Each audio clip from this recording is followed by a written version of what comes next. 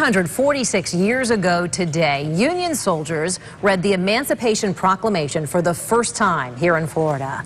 A reenactment in the state capitol comes one day after Governor Rick Scott signed massive changes to election law that would make voting more difficult. Mike Vasalinda has the latest from our exclusive Capitol News Bureau. On May 20th, 1865, Union soldiers read President Lincoln's Emancipation Proclamation in Florida for the first time.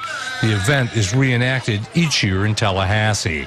The Negroes are now free men.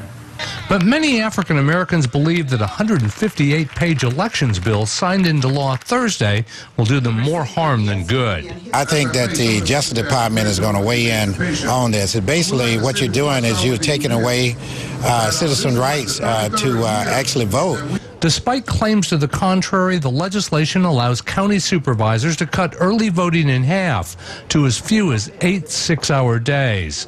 Secretary of State Kurt Browning says that will save small counties money. I do not see that as a reduction of early voting. I think it's a good common sense approach to being able to not use this whole one-size-fits-all mentality. The legislation is being described as a proactive approach at fighting election fraud, but in recent years only 4 cases have been prosecuted.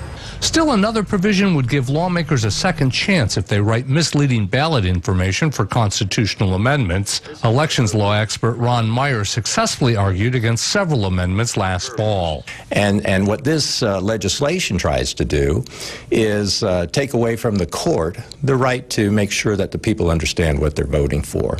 The new law also makes it harder to change your address on short notice.